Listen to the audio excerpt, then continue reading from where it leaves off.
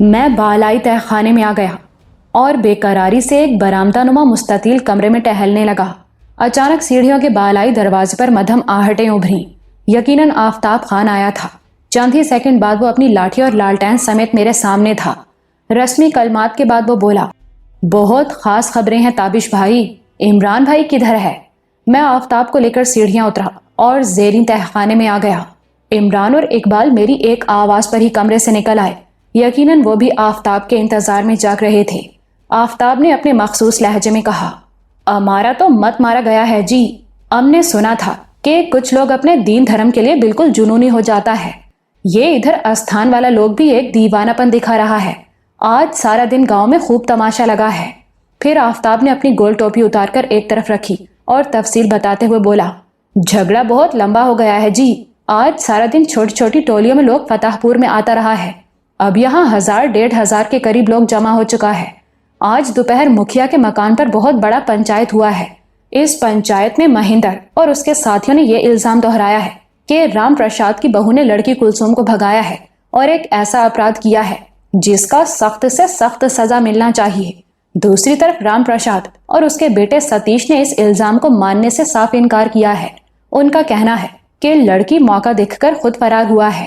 ان کا صفائی ماننے کو کوئی بھی تیار نہیں ہے۔ خود مہندر اور اس کے سینکڑوں ساتھیوں نے مطالبہ کیا ہے کہ اگر ستیش کی پتنی مالا سچا ہے تو پھر وہ پریکشا دے۔ پریکشا سے کیا مطلب؟ اقبال نے پوچھا۔ وہ اس کا آزمائش کرنا چاہتا ہے۔ وہ کسی بہت پرانی رسم کا بات کر رہا ہے۔ اس میں ستیش کی بیوی کو بہت نقصان پہنچنے کا ڈر ہے۔ کیسا نقصان؟ عمران نے پوچھا۔ یہ لوگ کہتا ہے کہ اگر ستیش کا بیوی یعنی رام پرساد کا بہو سچا ہے تو وہ مندر میں جا کر اپنا سچ ثابت کرے۔ وہ ابلتے ہوئے تیل کی کڑھائی کا بات کرتا ہے۔ وہ کہتا ہے کہ ستیش کی پتنی سچا ہے تو تیل میں اپنا ہاتھ ڈال کر ثابت کرے۔ یہ کیا بات ہوئی؟ میں نے کہا۔ ہوشیار سنگھ بولا، یہ میں آپ کو بتاتا ہوں جی۔ دراصل ہندوؤں کی دیو مالا میں یہ واقعہ موجود ہے۔ جب رانی سیتا جی پر بہتان لگا تھا تو اس نے تیل کی ابلتی ہوئی کڑھائی میں اپنے دونوں ہاتھ ڈال کر اپنی بے گناہی کا ثبوت دیا تھا۔ بھگوان کی کرپا سے اس کے ہاتھ جلنے سے بچ گئے تھے۔ کچھ خپتی لوگ اس واقعے کو اب تک لے کر چل رہے ہیں۔ جب کسی بڑے جرم میں کسی کو اپنی صفائی پیش کرنی ہوتی ہے تو اس کو اس آزمائش سے گزرنے کے لیے کہا جاتا ہے۔ یہ تو بڑی جاہلیت کی بات ہے، عمران نے کہا۔ مکر و فریب کے اس دور میں ایسی آزمائش کا مطلب بھی مکر و فریب ہی ہے۔ لیکن جناب، سیانہ لوگ سچ کہتا ہے کہ بندہ جو بوتا ہے وہی کاٹتا ہے۔ آفتاب خان نے مجھے سہلا کر کہا، اب بات یہ ہے کہ ستیش کا دادی وہ کھوسٹ بڑھیا بھی ایک دو موقع پر ایسے ہی لوگوں کو یہ آزمائش دینے پر مجبور کر چکا ہے۔ اب اس کا مخالف لوگ یہی بات پکڑ رہا ہے۔ وہ کہتا ہے کہ اگر تب ایسا آزمائش کا مطالبہ کیا جا سکتا تھا تو اب کیوں نہیں؟ اس بڑھیا کی وجہ سے اب اس کا بیٹا رام پرساد اور اس کا فیملی پھنس گیا ہے۔ یا تو اب رام پرساد کی بہو کو یہ آزمائش دینا پڑے گا یا اس کو مجرم ٹھہرا دیا جائے گا۔ یہ واقعی دلچسپ اور سنگین صورتحال تھی۔ ان لوگوں کا بے پناہ کٹر پن اور ان کے اندر کی صفاکی تو اب ثابت ہو ہی چکی تھی۔ یہ لوگ جس طرح سلطانوں کو زندہ جلانے پر تل گئے تھے اور پھر جس طرح انہوں نے اپنے ہی محترم گرو کو بے دردی سے موت کے گھاٹ اتار دیا تھا اور اس کا کٹا ہوا سر دیوی کے چرنوں میں رکھا تھا، اس سے یہ ثابت ہوتا تھا کہ وہ اپنے عقیدے کی پیروی میں ہر حد تک جا سکتے ہیں۔ عمران نے پوچھا، اب پنچایت کس نتیجے پر ختم ہوئی ہے؟ آفتاب بولا، پورا نتیجہ تو اب تک کوئی نہیں نکلا ہے جی۔ جب شور بہت بڑھ گیا اور پنچوں نے فیصلہ دیا کہ ستیش کی پتنی کو آزمائش دینا پڑے گی تو ستیش ایک دم طیش میں آ گیا۔ اس نے کہا کہ میں یہ نہیں ہونے دوں گا۔ اگر تم نے ہاتھ جلانے ہی ہیں تو پھر میں اپنے ہاتھ جلاؤں گا۔ بڑے پنچ نے کہا کہ ہاں، ایسا ہو سکتا ہے۔ اگر تم کو وشواس ہے کہ تمہارا پتنی سچا ہے تو پھر تم اس کے نام پر آزمائش دے سکتا ہے۔ اگر تمہارا پتنی سچا ہے تو بھگوان تمہارا رکشا کرے گا۔ ستیش کی پتنی کیا کہتی ہے؟ اقبال نے پوچھا۔ وہ تو مسلسل رو رہا ہے جی۔ ایک ہی بات کہہ رہا ہے کہ اگر وہ دوشی ہوتا تو فوراً اپنا دوش مان لیتا۔ اس نے یہ سب نہیں کیا ہے۔ کلثوم خود وہاں سے نکلا ہے۔ کس طرح نکلا ہے اسے کچھ پتا نہیں۔ اندازہ ہو رہا تھا کہ مہندر اور گرو کے چیلوں نے گرو کا قتل ٹھنڈے پیٹوں برداشت نہیں کیا ہے۔ اب انہیں رام پرساد کی بہو کے خلاف اپنا اندرونی غصہ نکالنے کا موقع مل رہا ہے اور وہ اس موقع سے پورا فائدہ اٹھا رہے ہیں۔ آفتاب خان باہر کی خبریں دے کر چلا گیا۔ ہم پھر انتظار کی سولی پر لٹک گئے۔ تہخانوں کے اندر فضا بہت بوجھل اور یاسیت سے بھری ہوئی تھی۔ میرے اور سلطانہ کے درمیان بول چال تقریباً ختم تھی۔ ایک ہی کمرے میں ہوتے ہوئے ہم جیسے ایک دوسرے سے طویل فاصلے پر تھے۔ یہ فاصلہ اس رات کی سیاہی سے بھرا ہوا تھا جب بے بسی کے انتہا کو چھو کر سلطانہ نے مجھے جارج گورا کے کمرے سے نکالا تھا اور خود کو اس فاتح کے حوالے کرنے کے لیے دروازے کو اندر سے کنڈی چڑھائی تھی۔ گرو کی پتنی رادھا ہر وقت پرارتھنا کرتی رہتی تھی۔ وہ ابھی تک اپنے پتی کے صفاقانہ قتل سے بے خبر تھی۔ وہ اس کی طرف سے پریشان رہتی تھی اور اس سے بڑھ کر پریشانی اسے اس بات کی تھی کہ کہیں اس کے گرو پتی کو پہنچنے والے کسی نقصان کی وجہ سے بھگوان اس سے ناراض نہ ہو جائیں۔ آفتاب جب بھی آتا تھا وہ اس سے گرو کے بارے میں پوچھتی تھی۔ آفتاب خان اسے گول مول جواب دے کر مطمئن کر دیتا تھا۔ اگلے روز کی ساری خبریں چونکا دینے والی تھیں۔ سب سے پہلے تو یہی بات چونکانے والی تھی کہ آفتاب خان آدھی رات کو آنے کے بجائے شام کو ہی آ گیا تھا۔ دن کے وقت اسے مندر میں آنے کے لیے خصوصی احتیاط کرنا پڑتی تھی۔ اس نے اطلاع دی کہ باہر ڈرامائی تبدیلیاں واقع ہوئی ہیں۔ رام پرساد نے کہا ہے کہ اسے اپنے بیٹے ستیش اور بہو مالا پر پورا اعتماد ہے۔ وہ جو کہہ رہے ہیں سچ کہہ رہے ہیں اور سانچ کو آنچ نہیں، لہٰذا اپنے بیٹے ستیش کی جگہ وہ خود پریکشا دے گا۔ پنچوں نے پنڈت بھگوان داس سے مشورہ کرنے کے بعد اس کی یہ پیشکش قبول کر لی ہے۔ اب فیصلہ ہوا ہے کہ کل شام کے بعد پہلے پہر کی دوسری گھڑی میں اسی مندر کے اندر خاص پجاریوں اور پنڈتوں کے روبرو رام پرساد از خود اپنی بہو اور بیٹے کی سچائی کے لیے آزمائش دے گا۔ یہ سب تو پرانے زمانے کی کہانیوں جیسا لگ رہا ہے، اقبال نے کہا۔ ہوشیار سنگھ بولا، لیکن یہاں انڈیا میں کچھ لوگ اب بھی پرانے زمانے کی طرح ہی رہ رہے ہیں۔ کئی علاقے تو ایسے ہیں جہاں اب تک بڑی باقاعدگی سے دیوی دیوتاؤں کو زندہ بچے بچیوں کی بھینٹ چڑھائی جاتی ہے۔ اس بلیدان کو اپنے اپنے عقیدے کے مطابق کئی نام دیے جاتے ہیں۔ میں نے پچھلے دنوں سنا تھا کہ راجستھان میں ایک ایسی ہی خونی رسم کو پوارشا کہا جاتا ہے۔ آفتاب بولا، رام پرساد بہت کٹر قسم کا بندہ ہے۔ وہ جو کہہ رہا ہے اس پر ضرور عمل کرے گا۔ اس کو پورا یقین ہے کہ اس کا بہو اور بیٹا سچا ہے، اور اگر وہ سچا ہے تو پھر بھگوان ضرور بضرور اس کا مدد کرے گا۔ اس نے آج شام سے 8 پہر کا ورت رکھ لیا ہے اور پوجا پاٹ میں مصروف ہو گیا ہے۔ اس نے کسی خاص پنڈت سے اپنے ماتھے پر کشکا لگوایا ہے اور کسی تیرتھ سے آنے والا سفید لباس پہنا ہے۔ وہ اپنے ہاتھ کڑاہے میں ڈالنے کے لیے ایک دم تیار ہے۔ وہ بڑھیا کیا کہتی ہے؟ میں نے پوچھا۔ وہ پہلے تو چپ رہا ہے، لیکن اب اس نے رام پرساد کو ہلا شیری دینا شروع کر دیا ہے۔ رام پرساد کی طرح بڑھیا نے بھی ورت رکھا ہے۔ اس نے رام پرساد کو نیلے پتھروں والا ایک مالا پہنایا ہے اور اسے وشواس دلایا ہے کہ وہ اپنی آزمائش میں ضرور کامیاب ہوگا۔ نیلے پتھروں والی مالا سے یاد آیا کہ مجھے بھی رام پرساد کے گھر میں اس کی بوڑھی ماتا نے ایسی ہی مالا پہنائی تھی۔ یہ بوڑھی عورت کوہنا رسم و رواجوں کی ایسی گٹری میں سے تھی جس کی گرہیں کھولنا بڑے بڑے دانشوروں اور نفسیات دانوں کے لیے بھی ممکن نہیں تھا۔ یہ گٹریاں اپنی بوسیدگی سمیت جل جاتی ہیں، مٹی میں دفن ہو جاتی ہیں، لیکن کھلتی نہیں ہیں۔ اب رام پرساد اور اس بڑھیا کا اندھا عقیدہ انہیں ایک خاص صورتحال کی طرف لے جا رہا تھا۔ آفتاب خان بولا، بھی وہیں پنچایت والی جگہ پر موجود تھا جی۔ رام پرساد بڑے غصے میں بول رہا تھا۔ وہ کہہ رہا تھا، ایشور کے بنائے ہوئے اصول کسی ایک زمانے کے لیے نہیں ہوتے، ہر زمانے کے لیے ہوتے ہیں۔ اگر سچ کی پریکشا دینے والے لوگ پرانے زمانے میں جلتے تیل سے بچ سکتے ہیں تو آج بھی بچ سکتے ہیں۔ بات صرف پکے وشواس کی ہے اور من کی شکتی کی ہے، اور وہ یہ سب کچھ کر کے دکھا دے گا۔ اس موقع پر رام پرساد کا بیٹا ستیش پھر اٹھ کھڑا ہوا۔ اس نے کہا کہ وہ ایسا نہیں ہونے دے گا، یہ سراسر ظلم ہے۔ یہ مہندر اور اس کا ساتھی لوگ ہم سے بدلہ لینا چاہتا ہے۔ رام پرساد بیٹے پر بھی بگڑ گیا۔ اس نے اسے بری طرح جھڑکا اور کہا کہ بس یہی فرق ہے تم میں اور مجھ میں۔ تم آزمائش دینے سے پہلے ہی ہارے ہوئے ہو، اس لیے کہ تم ایشور کے چمتکاروں پر پورا وشواس نہیں رکھتے، اور یہ سارا کھیل ہی وشواس کا ہے۔ بڑھیا نے بھی بیٹے رام پرساد کا حمایت ہی کیا اور پوتے کو یقین دلایا اور کہا کہ کچھ نہ کچھ ہو جائے گا، رام پرساد کے ہاتھ جلنے سے بچ جائیں گے۔ کچھ نہ کچھ سے بڑھیا کا کیا مطلب ہے؟ عمران نے سوال کیا۔ جہاں تک ہماری عقل میں آیا ہے جی، بڑھیا کا خیال ہے کہ اگر رام پرساد اور وہ خود اپنے ارادے پر قائم رہے تو آزمائش سے پہلے ہی کچھ نہ کچھ ہو جائے گا۔ ہو سکتا ہے کہ یہ آزمائش ٹل جائے، اور اگر نہ بھی ٹلا اور رام پرساد کو اپنے ہاتھ تیل میں ڈالنا ہی پڑا تو دیوی مدد کرے گا، رام پرساد کا ہاتھ کسی خاص نقصان سے بچا رہے گا۔ پنچایت کے بعد بڑھیا نے ایک دو ایسا مثالیں بھی دیا جن میں کسی سچے شخص نے پورے وشواس کے ساتھ اپنے دونوں ہاتھ ابلتے تیل میں ڈالا اور ہاتھوں پر بس معمولی سا نشان ہی پڑ سکا، اور یہ چھوٹا موٹا نشان بھی چند دن تک گنگا جل لگانے سے ٹھیک ہو گیا۔ یہ عجیب صورتحال تھی۔ یہ بات تو ہرگز یقین کرنے والی نہیں تھی کہ رام پرساد ابلتے ہوئے تیل میں ہاتھ ڈالے گا اور ہاتھ جل بھن کر کباب ہونے سے بچ جائیں گے۔ ہاں، اس میں کوئی شعبدہ بازی ضرور ہو سکتی تھی، کوئی کیمیکل یا کوئی ایسی شے ہاتھوں اور بازوں پر لگائی جا سکتی تھی جو چند سیکنڈ کے لیے ہاتھوں کو تیل کی بے پناہ حدت سے بچا لیتی۔ مگر یہاں سوال یہ پیدا ہوتا تھا کہ کیا مخالف ٹولہ اس قسم کی شعبدہ بازی چلنے دے گا؟ وہ کوئی سیدھے سادے دیہاتی نہیں تھے، رام پرساد اور ستیش کے ساتھی ہی تھے اور استھان کے سارے اچھے برے بھیدوں سے آگاہ تھے۔ آفتاب خان نے کہا کہ اگر کل شام کے بعد واقعی مندر میں یہ تماشا لگا تو پھر وہ ہمیں تماشا دکھانے کے لیے پہلے کی طرح اوپر لے جائے گا اور ہوادان کے سوراخوں میں سے ہال کمرے کا منظر دکھائے گا۔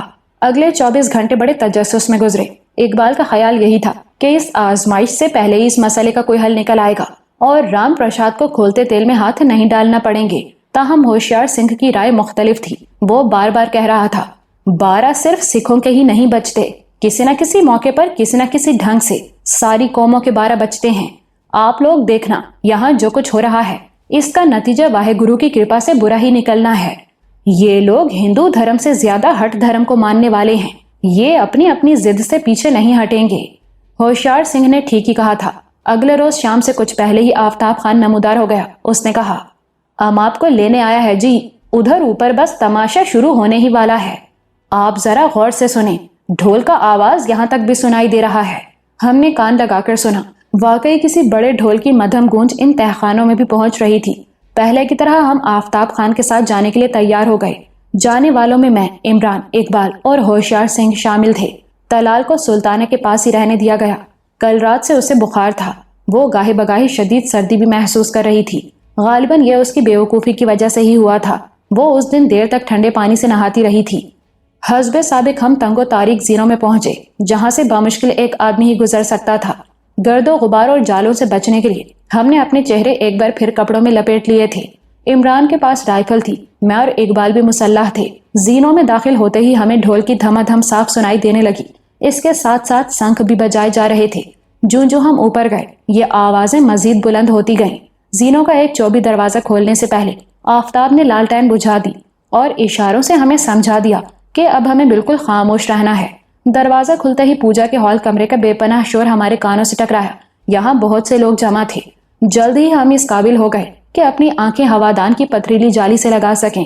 ہال نما کمرے کا منظر دیدنی تھا۔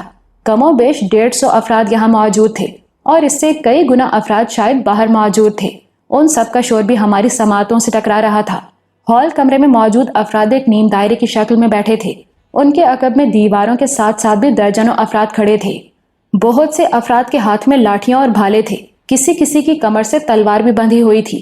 زیادہ تر کے سروں پر رنگدار پگڑ نظر آ رہے تھے۔ پجاری حضرات اور چیلے وغیرہ اپنے مخصوص لباسوں میں تھے۔ اس اجتماع میں عورتیں بھی موجود تھیں، تاہم ان کی تعداد 15-20 سے زیادہ نہیں تھی۔ ان میں مجھے رام پرساد کی فربا اندام بیوی بھی نظر آئی، تاہم رام پرساد کی بہو مالا اور بیٹا ستیش کہیں دکھائی نہیں دے رہے تھے۔ ہال کمرے میں موجود ہر فرد کے چہرے پر بے پناہ تناؤ نظر آ رہا تھا۔ بہت بڑے ڈھول کی دھنا دھن سے دیواریں لرز رہی تھیں۔ ہال کمرے میں دیوی کی مورتی کے سامنے قریباً 20 مربع فٹ جگہ خالی تھی۔ یہاں لوہے کے ایک بڑے چولہے پر تیل کی کڑھائی دھری تھی۔ چولہے میں سرخ انگارے دہک رہے تھے اور آگ کی لپک پیدا ہو رہی تھی، جو اس امر کی شاہد تھی کہ تیل میں کوئی بھی چیز ڈالی گئی تو وہ سیکنڈوں میں روسٹ ہو جائے گی۔ وہ فساد کی جڑ بڑھیا کہاں ہے؟ عمران نے سرگوشی میں آفتاب سے پوچھا۔ ہمارا خیال ہے کہ وہ رام پرساد کے ساتھ ہی اندر آئے گا، آفتاب نے جواب دیا۔ اور وہ کب آئے گا؟ بس آنے ہی والا ہے۔ وہ دیکھیں جی، مہندر اور اس کا ساتھی لوگ اندر آ رہا ہے۔ آفتاب نے ایک طرف اشارہ کیا۔ میں نے بھی لمبوتری شکل والے دراز قد مہندر کو پہچان لیا۔ وہ اپنے قریباً 1 درجن ساتھیوں کے ہمراہ اندر داخل ہوا اور پہلے سے مقررہ جگہ پر بیٹھ گیا۔ اس کا چہرہ چٹان کی طرح سخت دکھائی دے رہا تھا۔ ایک پستول ہولسٹر میں بند اس کے کندھے سے جھول رہا تھا۔ اس کے ساتھ گہرے سیاہ رنگ والا ایک فربا اندام شخص تھا۔ اس نے رنگدار پگڑ باندھ رکھا تھا۔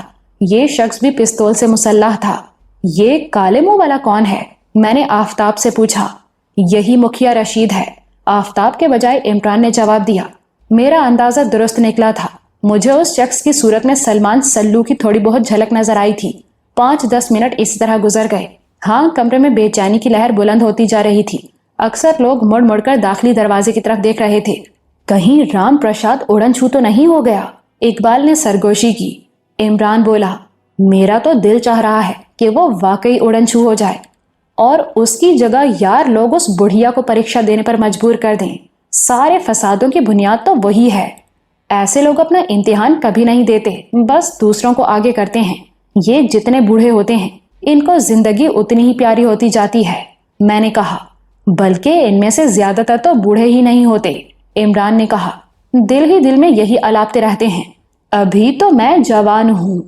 یکایک ڈھول کی دھنا دھن مزید تیز ہو گئی، لگاتار کئی سنکھ بجنے لگے، پھر ڈھول کی سماعت شکن آواز میں گھنٹیوں کی آوازیں بھی شامل ہو گئیں۔ ہم نے دیکھا کہ داخلی دروازے سے 5-6 افراد والہانہ رقص کرتے اور جھومتے ہوئے اندر داخل ہو رہے ہیں۔ ان کے عقب میں 50-55 سالہ رام پرساد تھا۔ اس نے ایک لمبا سفید چولا پہن رکھا تھا، ماتھے پر کشکا اور گلے میں نیلے پتھروں والی لمبی مالا تھی۔ رام پرساد کے دونوں ہاتھوں میں پیتل کی گھنٹیاں تھیں جنہیں وہ زور زور سے بجا رہا تھا اور آنکھیں بند کر کے اشلوک پڑھ رہا تھا۔ رام پرساد کے عقب میں اس کی بوڑھی ماتا تھی، وہ زرد ساڑھی میں تھی، اس کے چہرے پر بھی وجدانی کیفیت تھی اور اس نے بھی آنکھیں بند کر رکھی تھی۔ لکڑی اور پتھر کی 2-3 مالائیں اس کے گلے میں بھی جھول رہی تھیں۔ ان دونوں کے عقب میں سوکھا سڑا پنڈت بھگوان داس تھا، وہ رام پرساد اور اس کی ماتا پر کوئی چیز چھڑکتا چلا آ رہا تھا۔ ان لوگوں کے اندر داخل ہوتے ہی مندر کا اندرونی منظر مزید ڈرامائی اور سنسنی خیز ہو گیا۔ ہمیں یہی لگ رہا تھا کہ ہم 15ویں صدی کے جدید دور میں نہیں، کسی قدیم زمانے میں بیٹھے ہیں۔ رام پرساد کھولتے ہوئے تیل کی کڑاہی کے عین سامنے آ کر کھڑا ہو گیا۔ وہ اپنے ہاتھوں کی گھنٹیوں کو زور زور سے بجا رہا تھا اور گزرنے والے ہر لمحے کے ساتھ گھنٹیوں کی آواز میں شدت آتی جا رہی تھی۔ جوں جوں گھنٹیوں کی لے بلند ہوئی، رام پرساد کے گرد رقص کرنے والے افراد کے رقص میں بھی تیزی آتی گئی۔ رام پرساد خود بھی جھومنے والے انداز میں اپنے سر کو آگے پیچھے حرکت دے رہا تھا۔ اس کا چہرہ پسینے سے تر تھا اور کچھ یہی کیفیت بڑھیا کے چہرے کی بھی تھی۔ گھنٹیاں بجاتے بجاتے اور اپنے سر کو حرکت دیتے دیتے رام پرساد نے صرف 1-2 سیکنڈ کے لیے آنکھیں کھولی۔ شمعدانوں کی روشنی میں اس کی آنکھیں انگاروں کی طرح سرخ نظر آئیں۔ اب معلوم نہیں کہ یہ سرخی اس کے اندرونی جذبات کے سبب تھی یا اس نے خود کو ایک خاص کیفیت میں لانے کے لیے بھنگ آمیز مشروب پیا تھا۔ اس نے آستینیں اڑسی ہوئی تھی۔ میں نے دھیان سے دیکھا، بظاہر اس کے ہاتھوں پر کوئی بھی چیز لگی نظر نہیں آئی۔ ڈھول تاشوں اور شنکھوں کی آواز بلند ہوتی چلی گئی۔ رام پرساد کڑاہی کے بالکل سامنے کھڑا تھا۔ اب وہ کسی بھی وقت خود کو پریکشا کے عمل سے گزار سکتا تھا، لیکن یوں لگ رہا تھا کہ وہ جان بوجھ کر تاخیر کر رہا ہے یا شاید اسے تاخیر کرنے کے لیے کہا گیا تھا، اس خیال سے کہ ہو سکتا ہے کہ عین موقع پر مخالف گروہ آزمائش کے مطالبے سے پیچھے ہٹ جائے۔ 3-4 منٹ مزید گزر گئے۔ مہندر اور اس کے قریبی ساتھیوں کے چٹانی چہروں پر کسی طرح کی نرمی نمودار نہیں ہوئی۔ رقص کرنے والوں نے جوش میں آ کر ایک نعرہ مستانہ بلند کیا۔ سوکھے سڑے پنڈت بھگوان داس نے آگے بڑھ کر رام پرساد کا کندھا مخصوص انداز میں دبایا۔ رام پرساد نے مزید زور سے گھنٹیاں بجانا شروع کر دیں۔ اس کے چہرے پر وجدانی کیفیت تھی۔ یہ کیفیت بے پناہ وشواس اور جذبے میں لتھڑی ہوئی تھی۔ رام پرساد جانتا تھا کہ اس کی بہو اور بیٹے پر غلط الزام لگایا جا رہا ہے، وہ سچا ہے، اور اس نے یہ بھی کہا تھا کہ سب سے بڑی چیز وشواس اور جذبہ ہی ہے، اور اب یہ ثابت کرنے کی گھڑی آ گئی تھی۔ وہ ایک ہیجانی منظر تھا، شور سے کانوں کے پردے شک ہو رہے تھے۔ رام پرساد نے دونوں گھنٹیوں کو پورے زور سے آخری بار حرکت دی اور پھر انہیں دونوں طرف پھینک دیا۔ اس کے ساتھ ہی اس نے ایک پرجوش نعرہ بلند کیا۔ جذبے میں لتھڑے ہوئے اس زوردار نعرے کے ساتھ ہی وہ کڑاہی کی طرف جھکا۔ ہم نے وہ منظر دیکھا جسے دیکھنے کے لیے مضبوط دل گردے کی ضرورت تھی۔ رام پرساد نے اپنے دونوں ہاتھ تقریباً کوہنیوں تک ابلتے ہوئے تیل میں جھونک دیے۔ اس کے بعد جو کچھ ہوا وہ بے حد لرزہ خیز تھا۔ ہال کمرے میں ایک کوہرام سمجھ گیا۔ گرم تیل کی بلند چڑچڑاہٹ سنائی دی۔ اس کے ساتھ ہی رام پرساد کربناک انداز میں چلایا۔ اس نے دیوانہ وار اپنے دونوں ہاتھ کڑاہی میں سے کھینچے۔ ایسا کرتے ہوئے اس کے ہاتھوں نے کڑاہی کے کنارے سے رگڑ کھائی۔ وہ ایک دلدوز منظر تھا۔ اس کے بازوؤں کی گندمی کھال اتر گئی اور نیچے سے سرخ سرخ گوشت جھانکنے لگا۔ اس کے دونوں ہاتھ کوہنیوں تک بے طرح جل چکے تھے۔ وہ فرش پر گر پڑا اور تکلیف سے لوٹ پوٹ ہونے لگا۔ یہ سب کچھ ہم سے فقط 6-7 فٹ کی دوری پر ہو رہا تھا۔ ہوادان کی پتھریلی جالی کے سوراخوں میں سے ہم سب کچھ بالکل واضح دیکھ رہے تھے۔ زمین پر لوٹ پوٹ ہونے سے رام پرساد کے ہاتھوں اور بازوؤں کی جلی ہوئی کھال کئی اور جگہ سے بھی اتر گئی۔ جلے ہوئے گوشت کی مکروہ بو ہمارے نتنوں تک بھی پہنچی۔ اس وقت میری نگاہ روتی چلاتی ہوئی بڑھیا پر پڑی۔ اس کے جھریوں بھرے چہرے پر دنیا جہاں کی حیرتیں سمٹ آئی تھیں۔ اس سے جیسے اپنی نگاہ پر یقین ہی نہیں ہو پا رہا تھا۔ یکایک مہندر اور اس کے ساتھیوں نے گرجدار نعرہ بلند کیا، جے ماتا کی۔ آواز بڑی شدت سے در و دیوار میں گونجی۔ بہت سی لاٹھیاں اور بلم وغیرہ فضا میں بلند ہوئے۔ وہ سب لوگ جو رام پرساد اور اس کے بچوں کو جھوٹا سمجھ رہے تھے ایک دم بکھرے ہوئے نظر آئے वो ललकारे मारते हुए उठ खड़े हुए। उनके चेहरे तमतमा गए और आंखों में जुनून नजर आया। यूं लगा कि आजमाइश में नाकाम होने के बाद वो राम प्रसाद को वाजिबुल कत्ल समझ रहे हैं। उसके बाद जो मंजर हमने देखा वो नाकाबिले यकीन था। महेंद्र आगे आया और पुकार कर बोला, फैसला हो गया, भगवान का फैसला हो गया। उसकी आवाज में बला दर्जे की दरिंदगी थी। यकायक बहुत से लोग फर्श पर लोटपोट होते राम प्रसाद पर झपटे। एक हट्टे कट्टे शख्स ने इस तरह खींचकर तलवार चलाई कि वो तकरीबन 1 फुट तक राम प्रसाद के पेट में घुस गए। उसके बाद कई अफराद उस पर पिल पड़े। राम प्रसाद की आखिरी कर्बनाक आवाजें हमारे कानों तक पहुंची। वो मुश्तइल हुजूम के पीछे छुप गया था।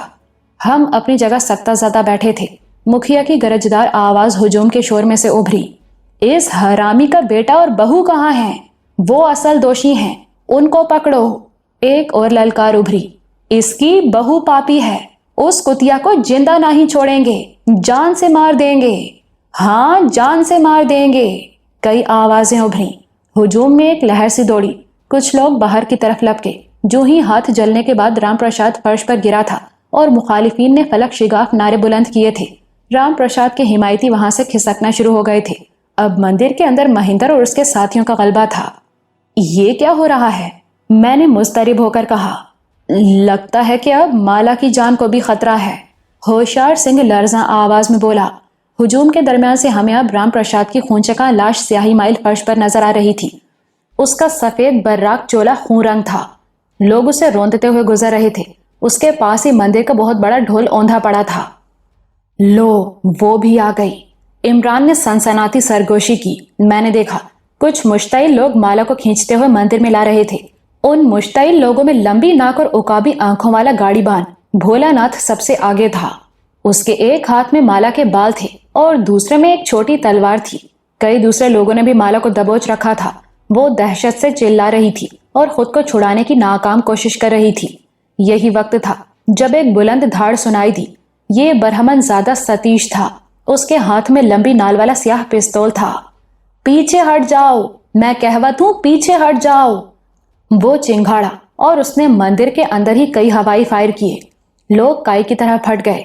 चंद लम्हों के लिए लगा कि सतीश आगे बढ़कर अपनी पत्नी को छुड़ाने और शायद यहां से निकलने में कामयाब हो जाएगा, मगर फिर अचानक 2 अफराद ने झपटकर सतीश को अकब से दबोच लिया।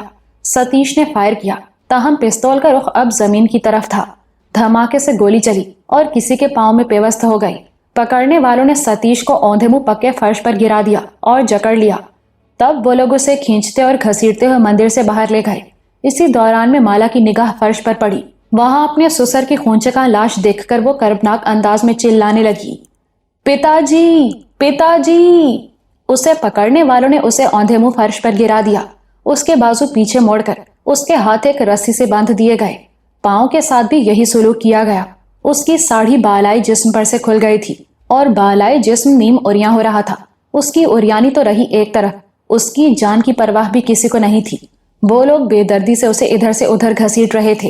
फर्श पर औंधा गिरने से उसके मुंह से खून बहने लगा था। उसका रंग बर्फ की तरह सफेद हो चुका था। वो चिल्ला रही थी और खुद को छुड़ाने के लिए पूरी ताकत से हाथ पांव चला रही थी। ताहम मैंने देखा कि दहशत के पहले शदीद झटके से संभलने के बाद अब उसके चेहरे पर अजीब तरह का तैश भी पाया जा रहा था।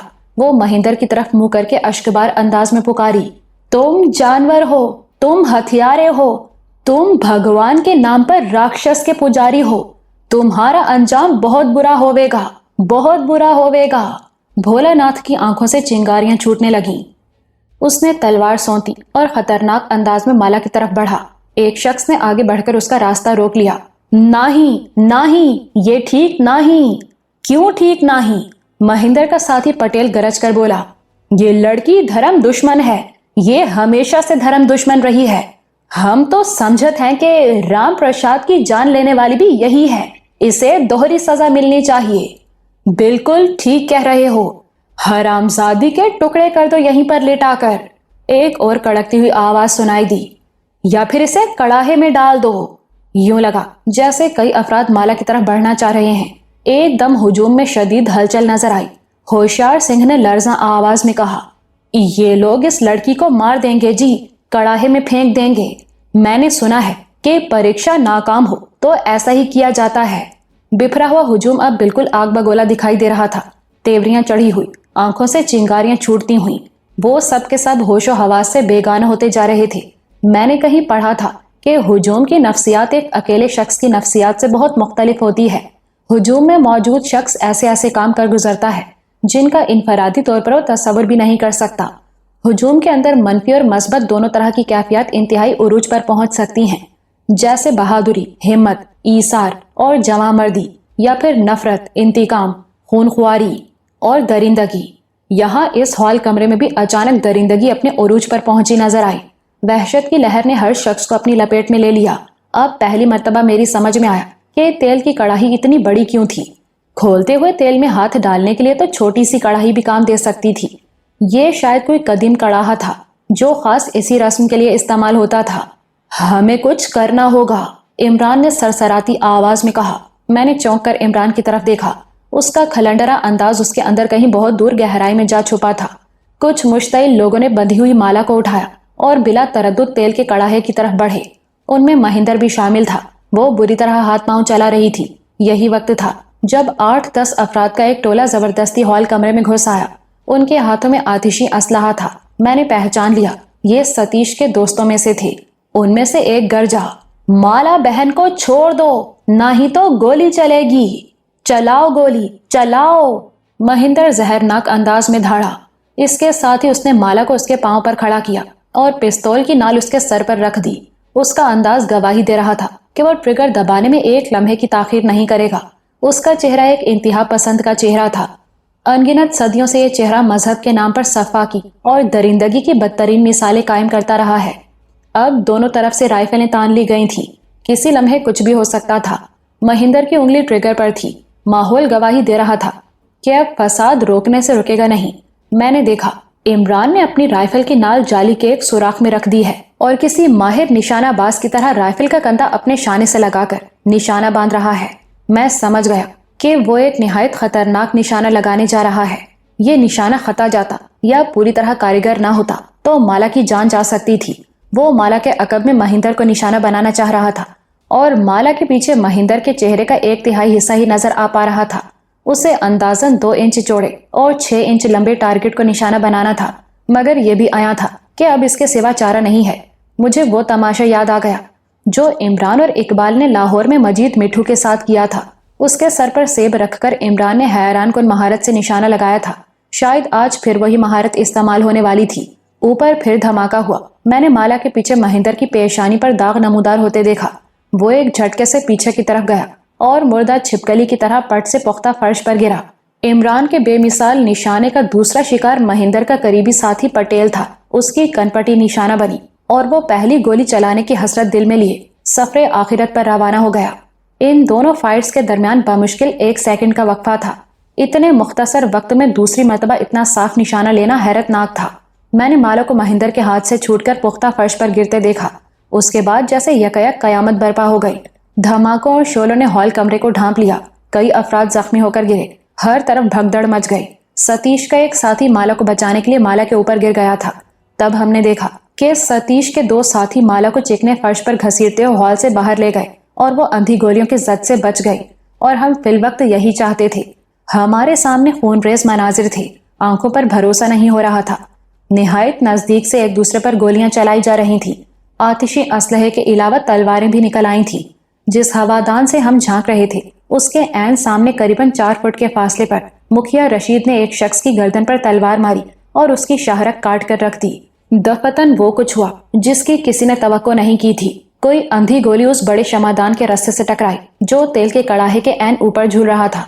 पीतल का शमादान अपनी करीबन 2 दर्जन मोमबत्तियों समेत उबलते हुए तेल के कड़ाहे में गिरा। उबलता हुआ तेल उछला। कई अफराद कर्ब से बेताब होकर चिल्लाए। इसके साथ ही तेल ने आग पकड़ ली। हमने एक शख्स को आग की लपेट में आकर बगोले की तरह बैरूनी दरवाजे की तरफ दौड़ते और फिर रास्ते में ही गिरते देखा। कड़ाहा उलट चुका था। उसका तेल जहां जहां गया अपने साथ आग का रेला सा ले गया।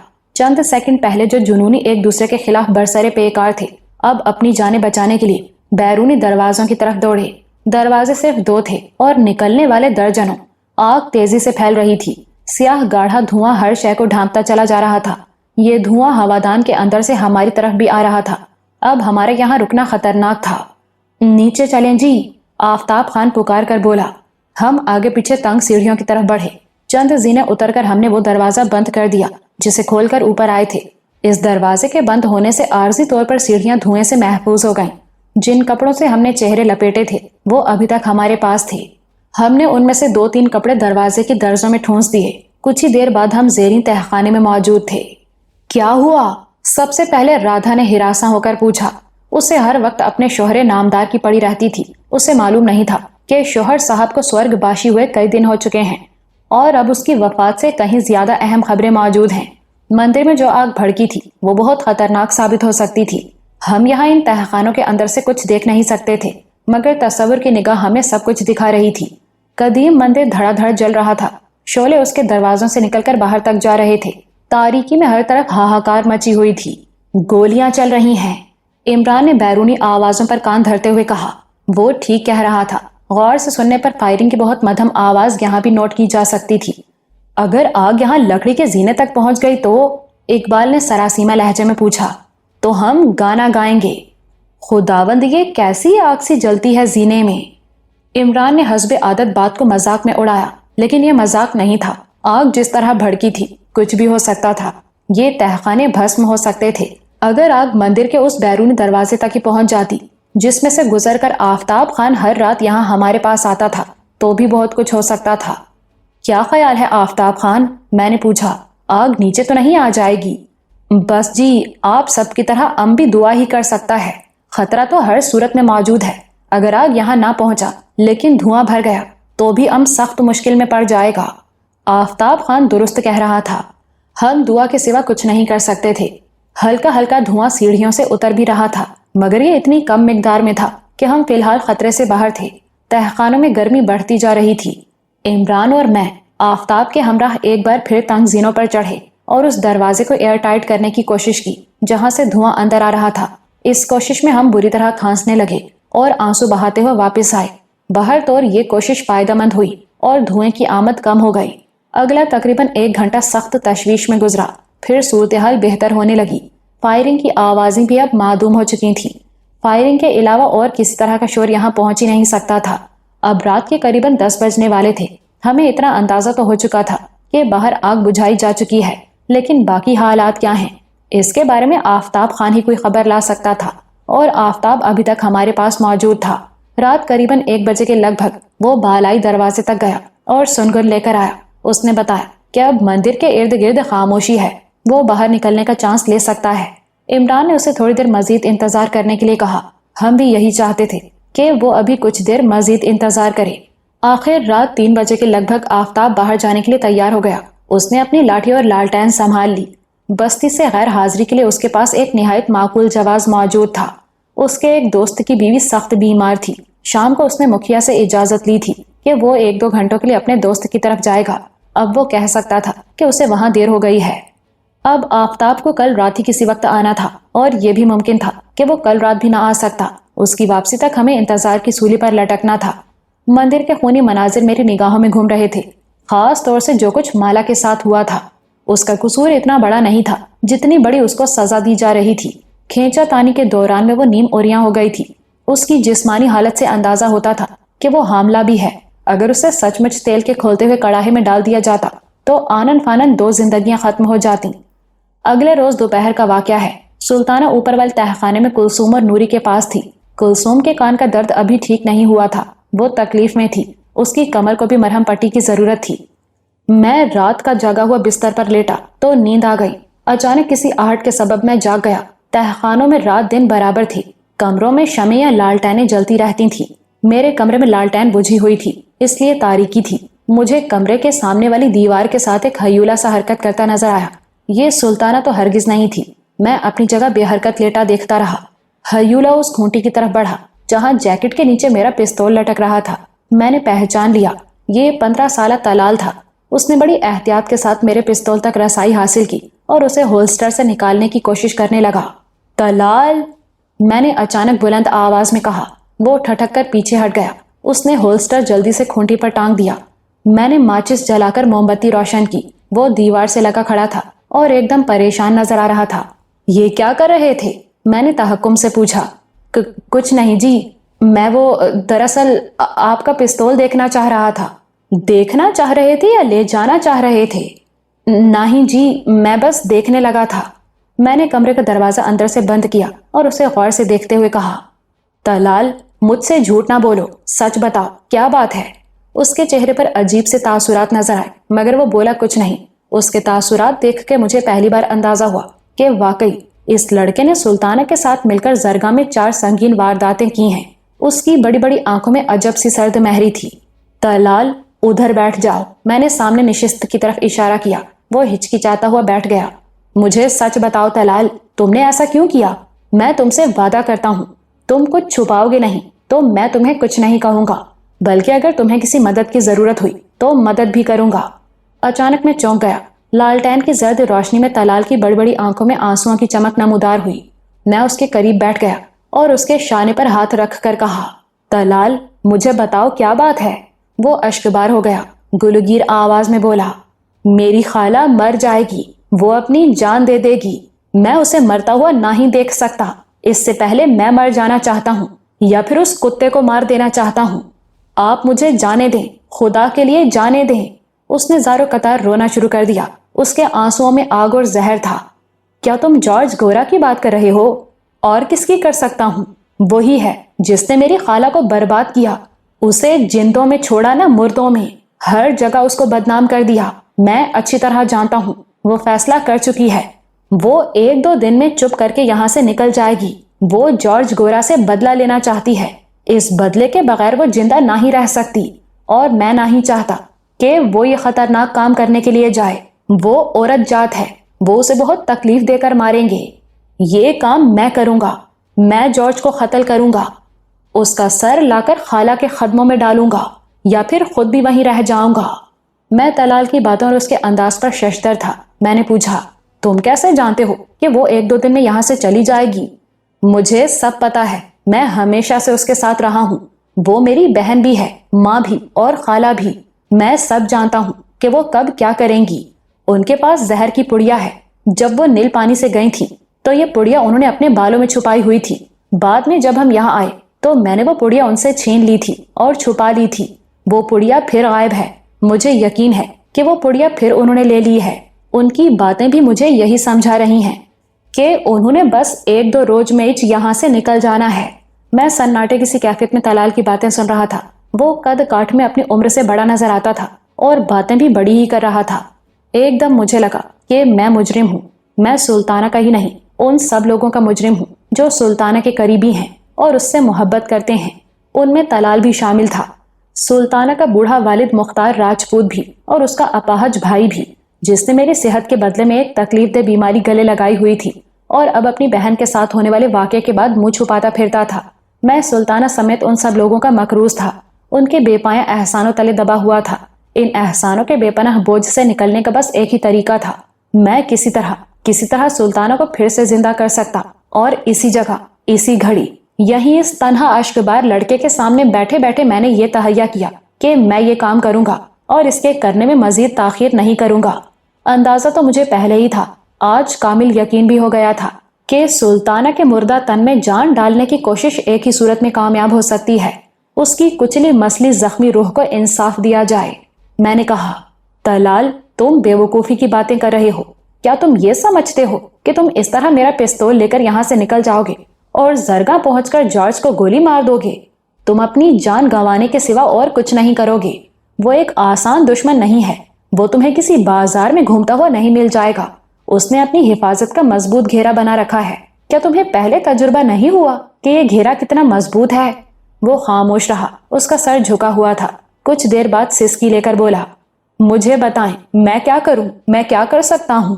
میں نے گہری سانس لیتے ہوئے کہا، تم بہت کچھ کر سکتے ہو۔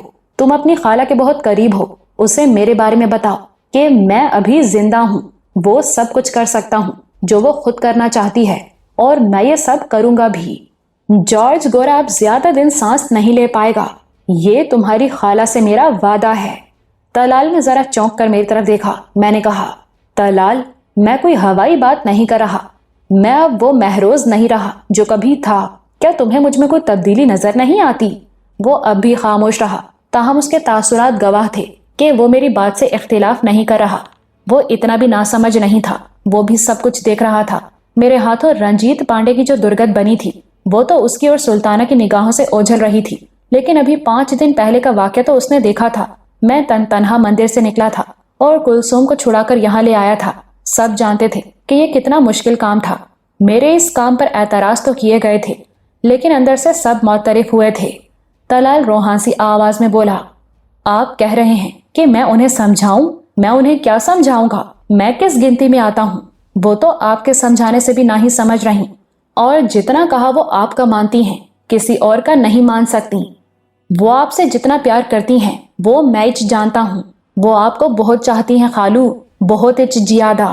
میں کب کہتا ہوں کہ وہ نہیں چاہتی؟ لیکن آپ کو اندازہ نہیں کہ وہ آپ کو کیا سمجھتی ہیں۔ وہاں استھان میں بھی وہ دن رات آپ کا نام لیتی رہتی تھی۔ وہ بھرائی ہوئی آواز میں بولا، کیا مطلب؟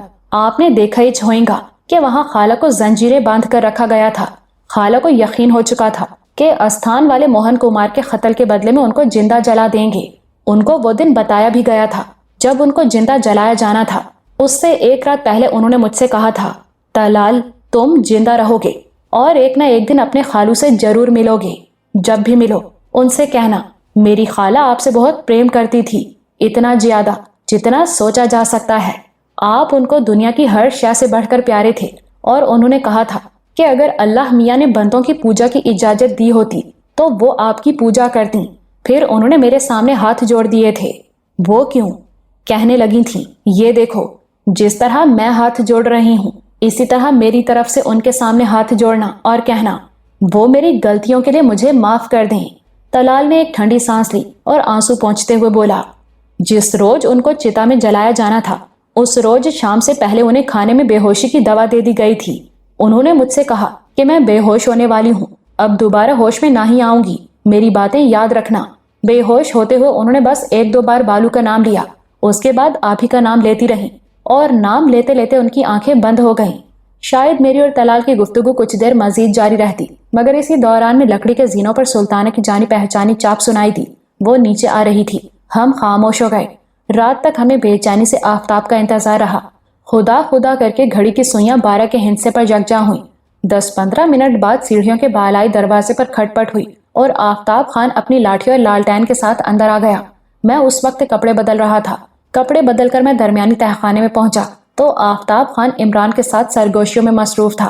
مجھے دیکھ کر وہ دونوں خاموش ہو گئے۔ مجھے لگا جیسے وہ مجھ سے کچھ چھپانا چاہ رہے ہیں، لیکن جب میں نے عمران سے پوچھا تو وہ بولا، یار ہر جگہ ناک کیوں گھساتے ہو؟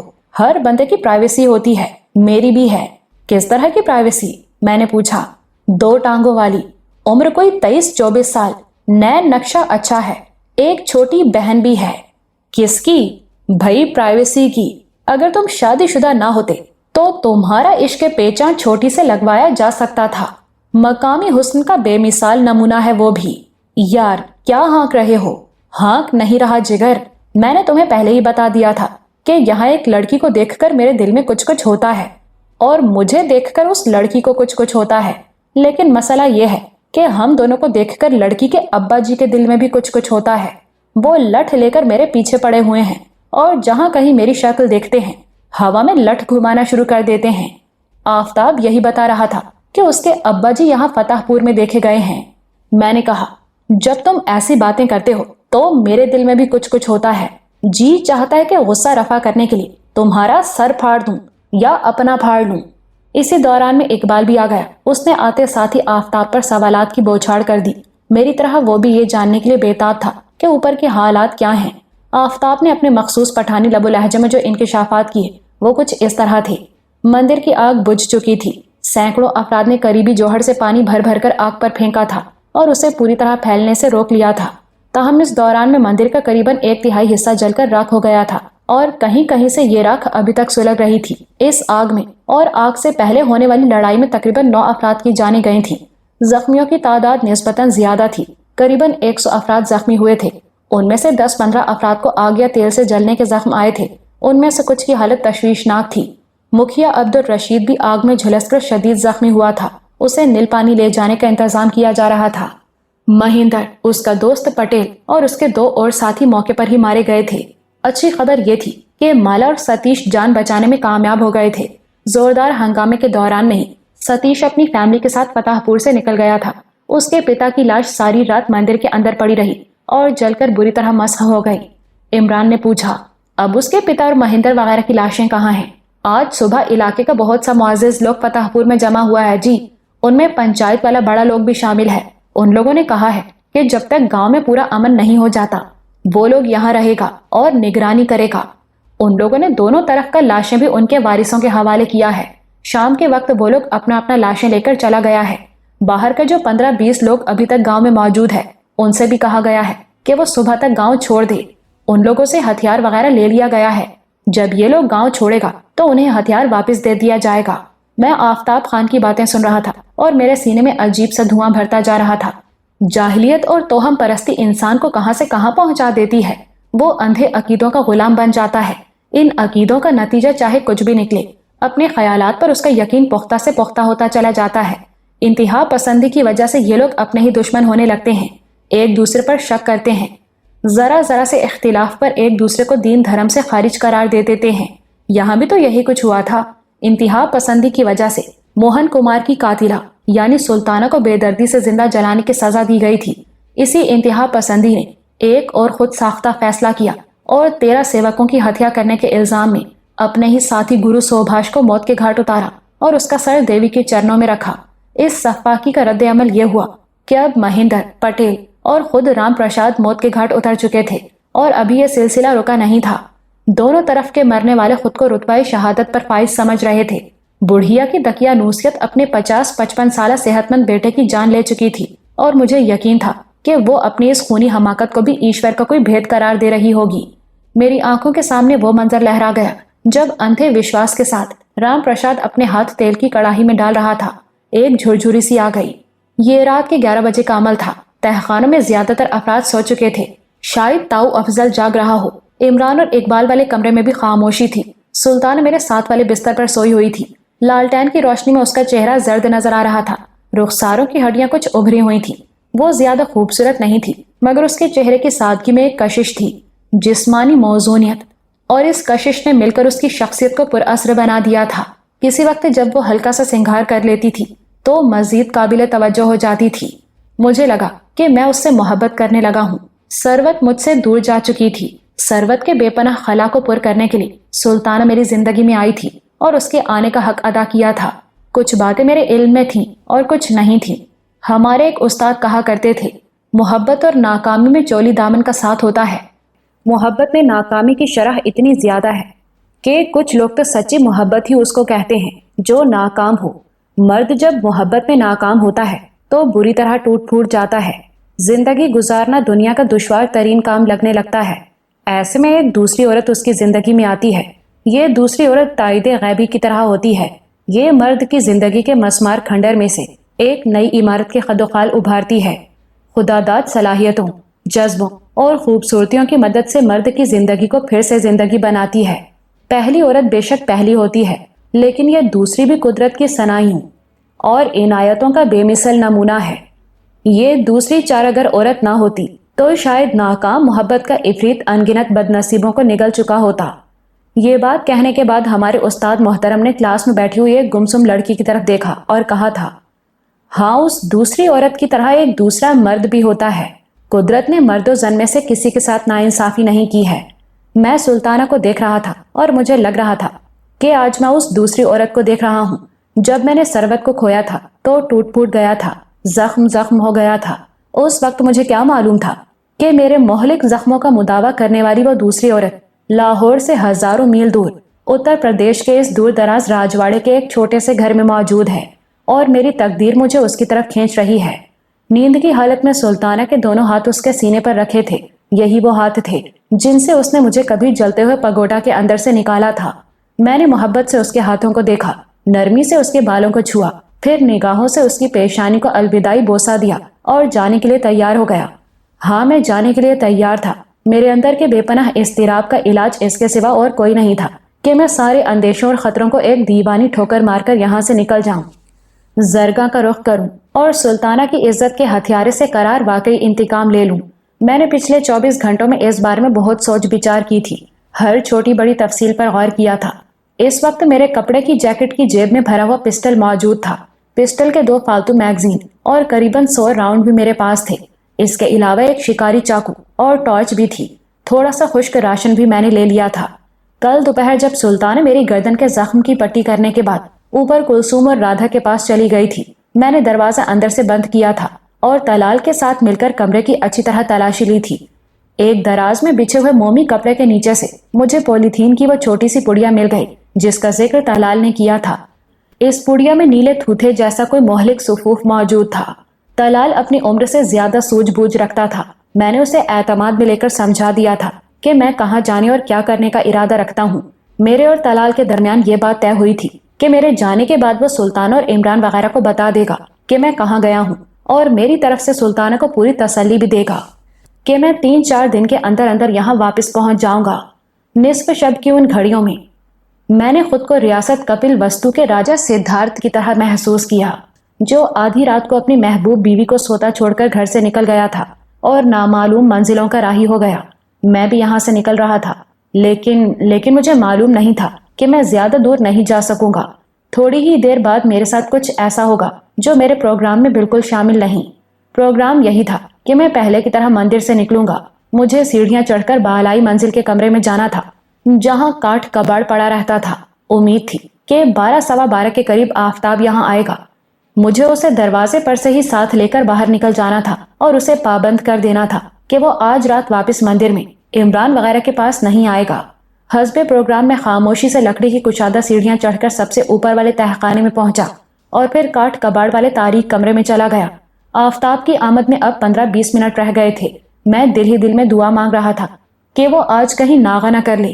میرے کان باہر کی آہٹوں پر لگے ہوئے تھے۔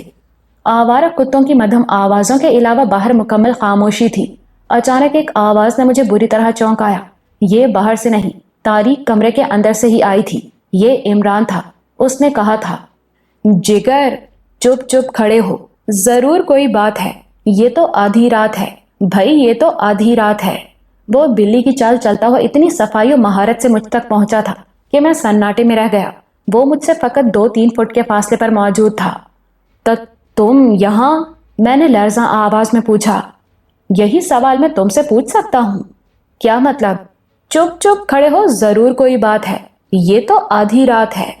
اس نے پھر شعر پڑھا۔ میں آفتاب کا انتظار کر رہا تھا۔ کس لیے؟ بتانا ضروری ہے۔ میں نے سنبھلنے کی کوشش کی۔ نہیں، کیونکہ مجھے کافی حد تک اندازہ ہو گیا ہے۔ اس نے اپنے دائیں ہاتھ سے میری جیکٹ کے ابھرے ہوئے حصے کو ٹٹولا۔ یہاں پسٹل کے فالتو راؤنڈ موجود تھے۔ میں بھرنا گیا۔ کبھی کبھی وہ حد سے تجاوز کر جاتا تھا۔ کیا مسئلہ ہے تمہارا؟ میں نے سرد لہجے میں کہا۔ مسئلہ تو تمہارا ہے جو اس طرح بغیر کسی کو بتائے آفتاب کے ساتھ باہر نکل جاتے ہو، اور میرا اندازہ ہے کہ اس مرتبہ تمہارا ارادہ کہیں آس پاس جانے کا نہیں تھا۔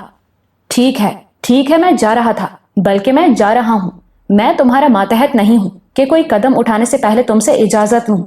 جگر، یہاں کوئی ماتحت اور باس نہیں ہے، لیکن ہمارا نفع نقصان تو ایک ہے نا۔ ہم میں سے کوئی نہیں چاہے گا کہ اس کی وجہ سے کسی دوسرے کا نقصان ہو۔ میرے جانے سے بھی کسی کا نقصان نہیں ہوگا۔ میں تم سے وعدہ کرتا ہوں، اپنی جان دے دوں گا، لیکن تم لوگوں کے بارے میں ایک لفظ زبان سے نہیں نکالوں گا۔ واہ، یہ بات تم نے اچھی کہی ہے۔ کیا تمہارے جان دے دینے سے ہمارا کوئی نقصان نہیں ہوگا؟ گدھے، ہم تو جیتے جی مر جائیں گے۔ کم از کم میں تو ضرور وفات پا جاؤں گا۔ مسخرہ پن نہ کرو عمران، میں نے فیصلہ کر لیا ہے، مجھے یہاں سے جانا ہے۔ جارج گورا کی طرف؟ اس نے ڈرامائی لہجے میں پوچھا۔ ہاں، جارج گورا کی طرف، میں نے سینہ تان کر کہا۔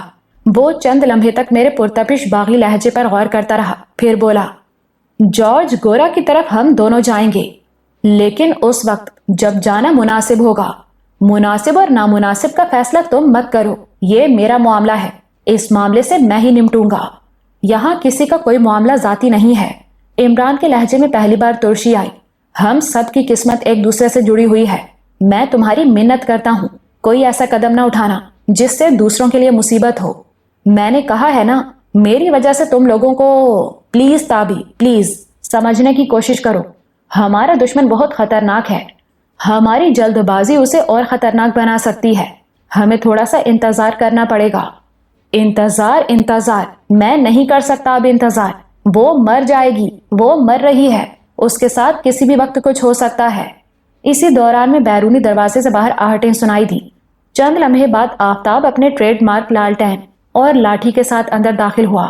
इसके साथ ही निहायत सर्द हवा का झोंका भी अंदर आया। आफताब के हाथ में एक पोटली सी थी जिसमें राशन वगैरह था। हम दोनों को तनाव की हालत में वहां खड़े देखा तो हैरान रह गया। मेरे अंदर अजीब सा इश्तियाल पैदा हो चुका था। दरवाजा खुला तो मैं बेझिझक दरवाजे की तरफ बढ़ा। इमरान ने आगे बढ़कर मेरा रास्ता रोका। क्या करते हो ताबी, तुम अपने होश में तो हो? हाँ, और तुम भी होश करो। आका बनने की कोशिश ना करो। मैं जो कुछ कर रहा हूँ सोच समझ कर रहा हूँ। तुम सोच समझ कर नहीं कर रहे, तुम्हें कुछ पता नहीं है। इधर आओ, मैं तुम्हें बताता हूँ। उसने मेरा बाजू पकड़ा और इसके साथ ही आफताब को दरवाजा बंद करने का इशारा किया। आफताब ने दरवाजे को कुंडी चढ़ा दी। आओ मेरे साथ, मैं तुम्हारी आंखें खोलूं, इमरान ने कहा। मेरा बाजू बदस्तूर उसके हाथ में था। तुम जो मर्जी कर लो इमरान, लेकिन मैं आज रुकूंगा नहीं। पहले मेरी बात सुन लो, फिर फैसला करना। इमरान मुझे लेकर बालाई तहखाने में आ गया। उसने आफताब को भी अपने साथ आने का इशारा किया था।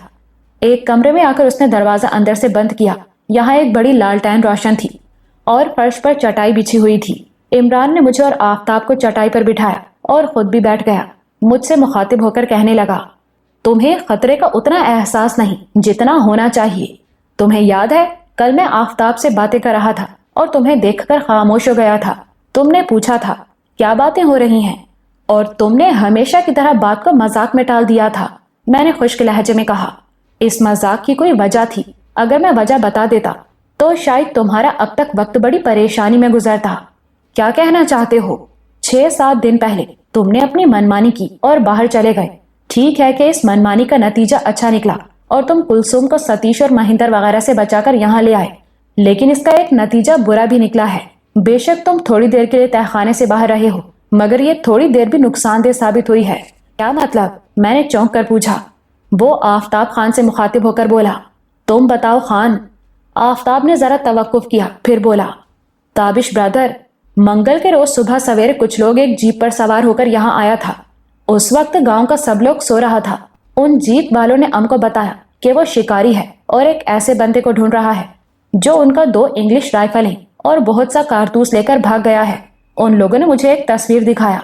हम ये तस्वीर देखकर एकदम हैरान रह गया। वो आपका तस्वीर था।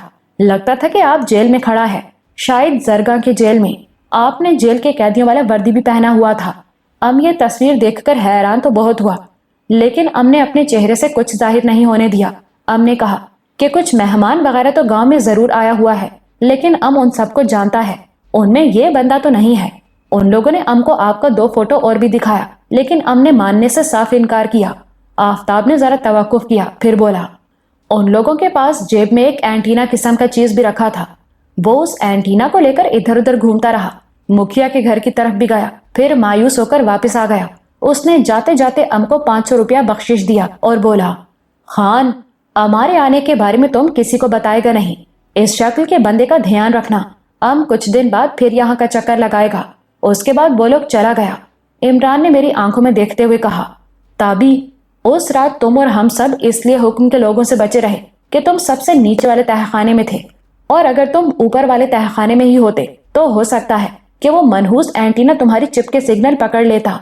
वो लोग दफन नहीं हुए हैं और ना ही आराम से बैठे हुए हैं। वो इस इलाके में तुम्हें ढूंढ रहे हैं। जब तुम कुलसुम की मदद करने के लिए ऊपर बस्ती में गए तो उन लोगों ने तुम्हारे सिग्नल पकड़े। तुम्हारे बाहर निकलने का मतलब पकड़े जाने के सिवा और कुछ नहीं होगा। या खुदा, ये मैं किस मुसीबत में फंस गया हूँ। मेरे मुंह से बेसाख्ता निकला। एक गाढ़ा धुआं मेरे सीने में भरने लगा। मुझे लगा जैसे मैं आजाद नहीं हूँ, एक निहायत तंगो तारीख कोठरी में बंद हूँ। इतनी तंग कोठरी है कि मैं सीधा खड़ा भी नहीं हो सकता, और अब से नहीं, लातादाद जमानों से इस कोठरी में हूँ। भागने की कोशिश करता हूँ, लेकिन भाग नहीं सकता। मेरी फ्रस्ट्रेशन इंतहा को पहुंच गई। शायद झुंझुलाहट और तपिश के जेरे असर मैंने सामने रखी हुई तपाई पर जोरदार मुक्का मारा। मोटी लकड़ी की ये तपाई टूट गई। मेरे बाजू में हाथ से लेकर कंधे तक दर्द की टीस उठी, लेकिन ऐसी टीसें मुझ पर कोई खास असर नहीं करती थी। आफताब हैरत से कभी मेरी तरफ और कभी टूटी हुई तपाई की तरफ देख रहा था। इमरान भी कुछ देर भौंचका रहा, फिर उसने मेरे कंधों पर हाथ रखे। हौसला रखो ताबी, सब ठीक हो जाएगा। مگر ہمیں طریقے سے چلنا ہوگا. سب سے پہلے ہم اس منحوس چپ سے چھٹکارا پاتے ہیں, اس کے بعد ہی ہم یہاں سے نکلنے اور کچھ کرنے کے قابل ہو سکیں گے. تم دیکھنا. کچھ نہیں ہوگا, کچھ نہیں. میں نے تیزی سے عمران کی بات کاٹی اور پاؤں پٹکتا ہوا نچلے تہخانے کی طرف چلا گیا. میرے اندر آگ بھڑک رہی تھی. جی چاہ رہا تھا ابھی جیکٹ سے شکاری چاقو نکالوں اور آئینے کی طرف پشت کر کے کھڑا ہو جاؤں, پھر اپنے ہی ہاتھوں سے اپنی گردن کا پچھلا حصہ چیر ڈالوں اور اس منحوس دھاتی ٹکڑے کو اکھاڑ کر پھینک دوں جس نے کئی برس سے مجھے اس اسٹیٹ میں زنجیر کر رکھا ہے. میرے اس دیوانے آپریشن کا نتیجہ کچھ بھی ہو, مگر میں یہ کام کر گزروں. میرے ہاتھ سے تھوڑا سا خون رسنے لگا تھا. میں نے روئی سے اسے صاف کیا. سلطانہ ابھی تک سو رہی تھی. نیند کی حالت میں بھی اس کے ملح چہرے پر وہی کرب تھا جو بیداری میں اسے گھیرے رکھتا تھا. اس کرب اور بے قراری کی وجہ وہ بے پناہ زخم تھا جو سلطانہ کے جسم سے لے کر اس کی روح تک اترا ہوا تھا. مجھے اس زخم کا مرہم تو معلوم ہو گیا تھا, مگر مرہم تک رسائی ممکن نظر نہیں آ رہی تھی. طلال ابھی جاگ رہا تھا. اس نے ذرا تعجب سے میری طرف دیکھا. میں اسے لے کر ساتھ والے کمرے میں چلا گیا اور اسے بتایا کہ میری روانگی ملتوی ہو گئی ہے. کم از کم میں آج رات تو نہیں جا رہا. کیوں جی؟ بس کوئی وجہ ہے. تم ابھی اپنی خالہ کو اس بارے میں کچھ نہیں بتانا. ٹھیک ہے جی. اس نے فرما برداری سے سر ہلایا. میں نے طلال سے پوچھا, تمہاری خالہ کو اب تک پڑیا کا پتہ تو نہیں چلا؟ نہیں جی, ابھی تک تو نہیں. کوئی اور بات کی ہے انہوں نے؟ نہیں جی. لیکن کل دوپہر جب آپ اوپر عمران بھائی اور تاؤ افضل کے ساتھ بیٹھے تھے, وہ نوری سے کچھ بات چیت کر رہی تھی. تمہیں کیسے پتا چلا؟ میں نے سنا تو کچھ نہیں جی, پر میں نے نوری کو خالہ کے کمرے سے نکلتے دیکھا تھا. وہ ایک دم گمسم نظر آ رہی تھی. میرے اور طلال کے درمیان 2-4 منٹ مزید بات ہوئی, پھر وہ سونے کے لیے چلا گیا. میں نے بے حد مایوسی کے عالم میں اپنا پسٹل, ٹارچ اور فالتو راؤنڈز وغیرہ جیکٹ سے نکال کر پھر سے الماری میں رکھ دیے اور بستر پر لیٹ گیا. اندر کی بے قراری بڑھتی جا رہی تھی. قریباً 1 گھنٹے تک بستر پر کروٹیں بدلنے کے بعد میں پھر اٹھ کھڑا ہوا. دفتن دھیان نوری کی طرف چلا گیا. وہ مجھے بہت کم دکھائی دیتی تھی. سلطانہ سے زبردست جھاڑیں کھانے کے بعد وہ جیسے ایک دم اوجھل ہو گئی تھی. آج بند کمرے میں سلطانہ اس سے نہ جانے کیا بات کرتی رہی تھی. تجسس سے مجبور ہو کر میں سیڑھیاں چڑھا اور درمیانی تہخانے میں آ گیا. مجھے معلوم تھا کہ وہ رات کو دیر سے سوتی ہے اور پھر دن چڑھے تک پڑی رہتی ہے. شاید اس کی یہ عادت مکھیا کی حویلی میں پختہ ہوئی تھی جہاں وہ سلمان سلو کی رکھیل تھی. یقیناً سلمان سلو کے ساتھ ساتھ اسے اس کے یار دوستوں کی میزبانی بھی کرنا پڑتی ہوگی, اور ایسی میزبانیاں عموماً رات کو ہی ہوتی ہیں. میں نوری کے کمرے کے پاس سے گزرا تو اندر لالٹین کی مدھم روشنی نظر آئی. اس کے ساتھ ہی گنگنانے کی نہایت مدھم آواز بھی سنائی دی. میرا اندازہ درست تھا. نوری ابھی جاگ رہی تھی. یہ ایک چھوٹا سا کمرہ تھا. اس میں نوری کے ساتھ پہلے گرو کی پتنی رادھا بھی سوتی تھی, لیکن رادھا پکی دھرمی لڑکی تھی. ایک مسلمان کے ساتھ ایک ہی کمرے میں رہنا اس کے دھرم کو تلپٹ کرتا تھا. اس لیے اسے اوپر والے تہخانے میں نسبتاً بڑا کمرہ دے دیا گیا تھا جہاں پوجا کے لیے بہت سی مورتیاں موجود تھیں. میں نے تھوڑی سی کوشش کی اور ایک کھڑکی میں ایک باریک سی جھری ڈھونڈنے میں کامیاب رہا. میں نے جھری سے آنکھ لگائی. کمرے کا 1/3 منظر نظر آ سکا. اس منظر میں نوری بھی شامل تھی. وہ حسب معمول گھاگرے چولی میں تھی, تاہم سر پر چنری نظر نہیں آ رہی تھی. اس نے بائیں ہاتھ پر مہندی لگائی ہوئی تھی اور دائیں ہاتھ سے اپنے ہونٹوں پر ہلکی ہلکی لالی لگا رہی تھی. اس کے سامنے پرانی طرز کا ایک بیزوی آئینہ تھا. لالٹین کی روشنی میں اس کے چہرے پر عجیب سے تاثرات تھے. ان تاثرات میں انتظار, امید, خواہش سب کچھ شامل تھا. شاید یہ امید اور خواہش وہی تھی جو ہر لڑکی کے دل میں اس کی عمر کے ساتھ پروان چڑھتی ہے اور پھر ایک روز شدید تمنا کا روپ دھار لیتی ہے. ایک شوہر, ایک گھر, اور پھر ایک ہمکارتے ہوئے بچے کی آمد, خوش رنگ شام, کسی کے قدموں کی چاپ کا انتظار, اور پھر پھولوں بھرے آنگن میں زندگی کی کھٹی میٹھی خوشیاں. نوری کوئی کنواری دوشیزہ نہیں تھی. اس کے جسم پر نہ جانے کتنے گندے ہاتھوں کے نشان تھے, لیکن پھول تو سڑے ہوئے کیچڑ میں بھی اگتے ہیں. آرزوؤں پر کوئی روک نہیں لگائی جا سکتی. عمران نے نوری کو ایک اچھی زندگی کی آس دلائی تھی اور شاید وہ اس وقت آئینے میں اسی آس کے نقش دیکھ رہی تھی. میں نے آہستہ سے دروازہ کھٹکھٹایا اور پھر اندر چلا گیا. نوری نے مجھے گھوم کر دیکھا اور ایک دم ٹھٹک گئی. اس نے چنری کی تلاش میں ادھر ادھر نگاہ دوڑائی. وہ سامنے کھونٹی پر لٹک رہی تھی. وہ اسے لینے کے لیے لپکی. مہندی والی تھالی پر اس کا پاؤں پڑا اور بری طرح رپٹ گیا. وہ گر گئی. اوئی اللہ جی, اس کے ہونٹوں سے بے ساختہ نکلا. میں نے اسے اٹھانا چاہا مگر میرے پہنچنے سے پہلے ہی وہ اٹھ کھڑی ہوئی. وہ بری طرح سمٹی ہوئی تھی. آگے بڑھ کر اس نے چنری کھونٹی سے اتاری اور اپنا سر اور سینہ ڈھانپ لیا. وہ ایک دم پریشان نظر آنے لگی تھی. بابو جی, آپ یہاں کیسے؟ وہ ہکلائی. यूं ही रोशनी देखकर आ गया हूं, पर तुम इतनी घबराई हुई क्यों हो? कुछ नहीं जी, आपकी वो बड़ी सख्त हैं, उन्होंने देख लिया तो मेरा हश्र नश्र कर देवेंगी। आपका तो कुछ नहीं जावेगा, पर उनकी मार से मुझ गरीबनी की सारी चूल्हे हिल जावेंगी। वो बार बार सीने पर दुपट्टा दुरुस्त करने की कोशिश कर रही थी। लगता था कि सुल्ताना ने इस हवाले से उसे खास हिदायत दे रखी हैं। मैंने कहा, ज्यादा घबराने की बात नहीं, वो इस वक्त कमरे में है और सो रही है, उसके इधर आने का चांस बिल्कुल नहीं। लेकिन बाबूजी, मैं दरअसल इस तरह की लड़की नहीं हूं। वो तो आपको पता लग ही गया होगा। मुझे इमरान बाबू ने कहा था कि आपसे जरा हंस खेल कर बात करूं। वो चाहत थे कि आप मियाँ बीवी में जरा जल्दी से सुलह हो जावे। इसके अलावा कोई बात नहीं थी जी। मैंने कहा, मुझे सब पता है, तुम्हें सफाइयां पेश करने की जरूरत नहीं। वो पता नहीं क्या समझ रही थी। मैं तुमसे सिर्फ ये पूछने आया हूं कि कल दोपहर सुल्ताना ने तुम्हें क्यों बुलाया था? कुछ कहा था उसने? कोई खास बात तो नहीं थी जी, बस वही बातें थी जो वो पहले भी 2-3 बार कर चुकी हैं।